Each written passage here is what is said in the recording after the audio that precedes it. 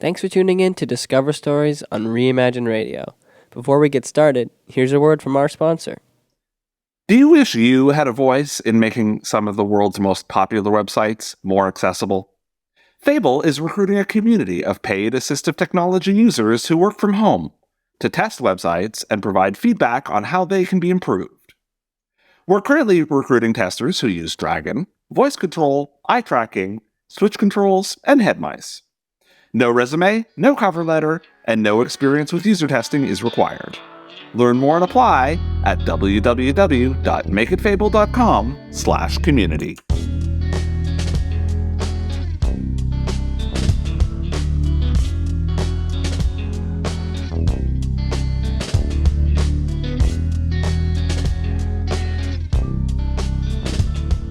Hello, and thank you for tuning in to Discover Stories on Reimagine Radio.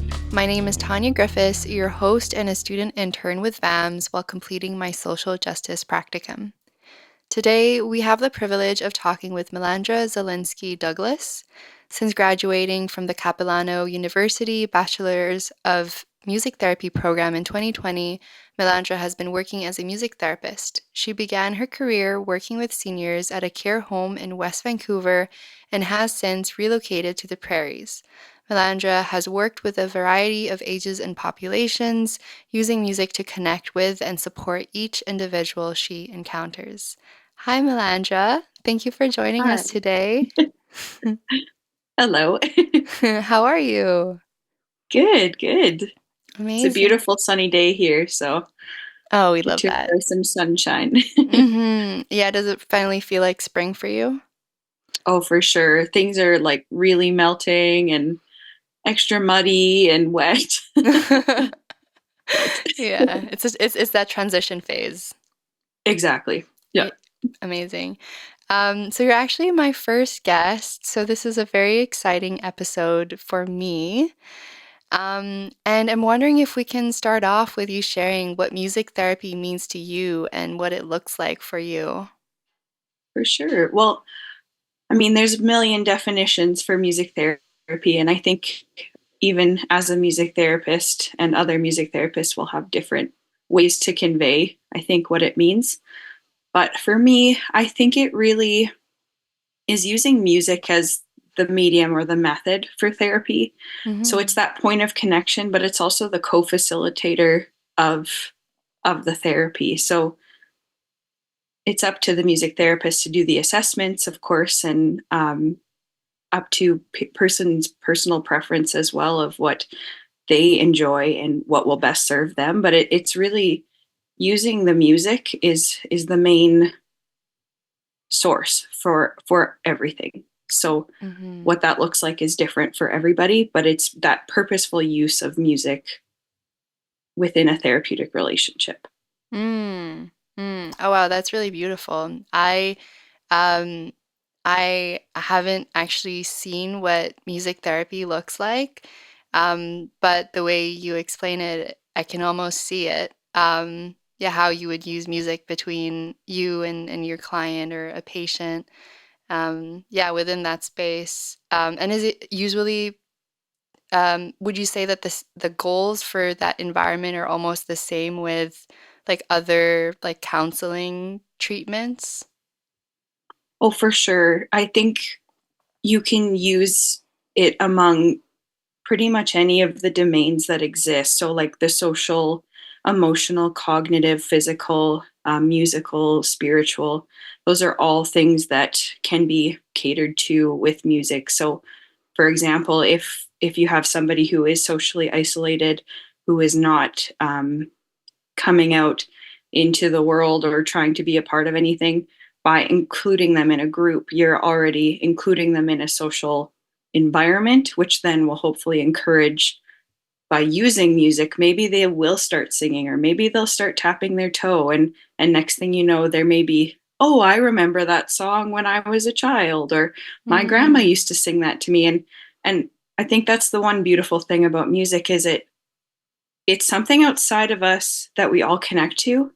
And so it really is, I think, sometimes a safe way for people to engage with others and with themselves. Yeah. Oh, the way that you put that is actually so beautiful. Because it's almost um, involuntarily just engaging with music, which, as you put it, it's something that I think many people relate to, and find meaning in and find comfort in. And yeah, as you were sharing that example, perhaps that socially isolated person would be more open to being in a way vulnerable with others by just simply like tapping their foot to some beat. Yeah. Well, and really, like that could be the 15th time you invite them. That Hmm. could be in passing. That could be, it could really look like anything. Hmm.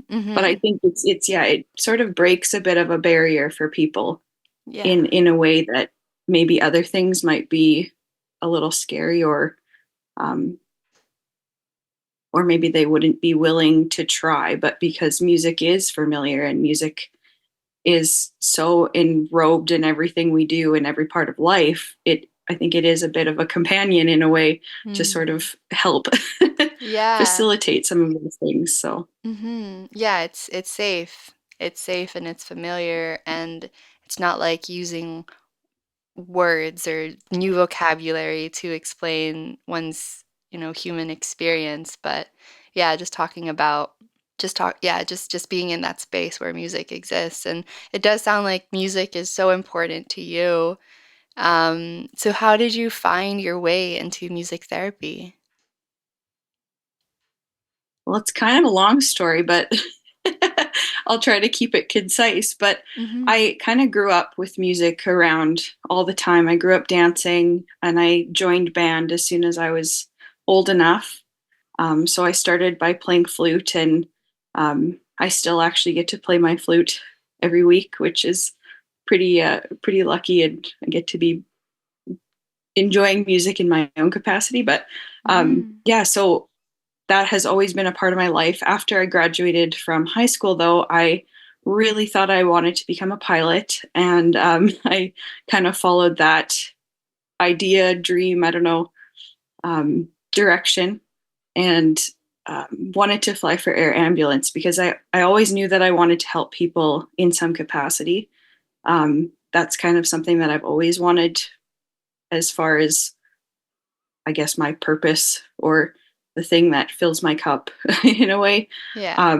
But I kind of just, yeah, I found that it wasn't quite what I was hoping for. And that left to a lot of reconsidering priorities and all those things. And it was sort of a random search. I was looking through a university website at their psychology programs, and one of the related fields was music therapy.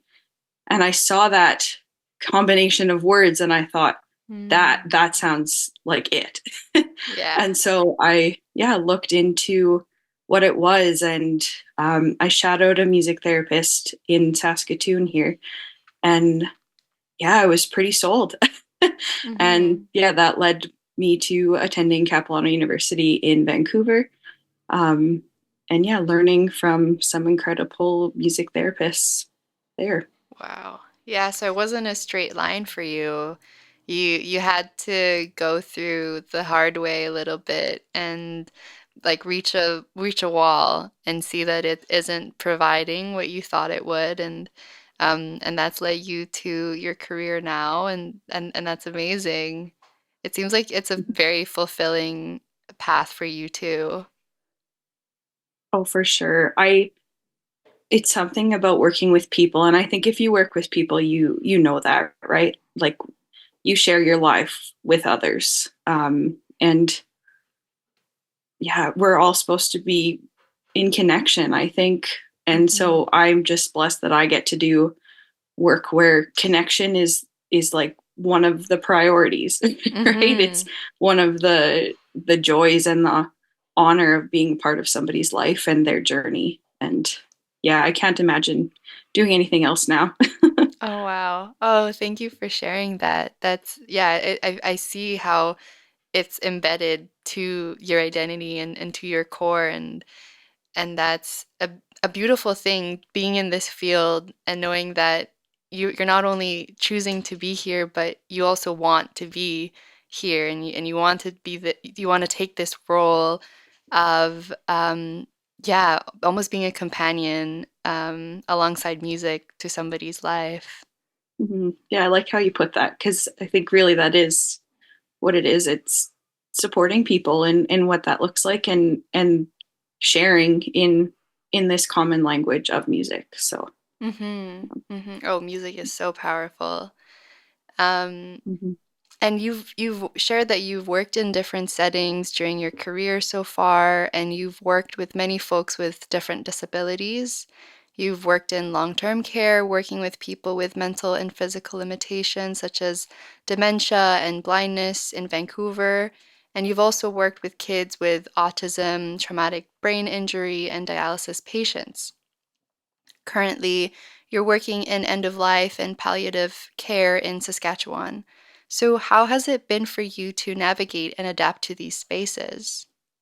Ooh, I think I think it's a difficult thing being a newer music therapist in that you know the music and you know what the music can do, but you don't necessarily know how it's going to be received or affect others. So I think it's been a wonderful growth period for me to be able to learn how to best serve different people and different Mm-hmm. goals. So knowing the basics that you learn in university, but then transforming them for different peoples and population groups um, and kind of learning with your patients or your clients as well alongside them what is best serving them. There are, of course, methods that are evidence based that get used for specific purposes, but I think sometimes in cases with like dementia, for example, um, Mm-hmm. there's a million different ways to do reminiscence or convey meaning for somebody, but it's finding that thing that unlocks it for them or that song that unlocks it for them, that Mm-hmm. connection piece. So yeah, I think just sort of exploring and knowing and having that foundation from my degree, but then also continually finding new research and finding new methods and speaking to people in the field and creating connections with other music therapists as well, um, Mm-hmm. who can kind of help you grow in ways where you need to change or be more open minded to different techniques or try different procedures, I guess, in some ways. So Mm-hmm. yeah, I think each different population that I've worked with has taught me something new. Because I guess just like anything, if you have a sheet of check these boxes, in reality, that's not how things work, right? Yeah. You go to do number one and you've got detoured, you're at number 10 all of a sudden, and then you're coming back. So I think yeah, it is being flexible and learning and being open minded and falling back on that foundation. Yeah. You've only been a music therapist for only, I think it's 4 years? Is Yeah. it? Yeah, 4 years. And within that span, you've worked with so many different populations. So I can see how every person that you work with also offers something new and something new to work with, I guess. And Mhm. also being in within the therapeutic setting and being in psychology as a field, it's a relatively new science compared to all other sciences. So yeah, I see this parallel of like also lifelong learning, which is something that I will also adapt within my career too as a psychotherapist. So it is um, that openness, I guess, to learning too from your clients. Yeah, I think that's why I like to think of music as the co-facilitator, and Mm, that I'm don't think I'm the first person that I've ever said that, but I do really like that imagery because I feel like it is, as being a therapist, you're holding a space and you're opening up, hopefully, a safe and grounded presence for your people. And so music is really the thing that is moving and uplifting and encouraging. And yes, I'm offering it, but it is through the music and the act of that and the meaning that that's making for somebody that's really, I guess, doing the work, so to speak, if that makes sense. Yeah, absolutely. Yeah, that integration, because it is around music. As you said, yeah, music is the medium. Mhm. And it's yeah, and it's an important presence in that therapeutic relationship. Mhm.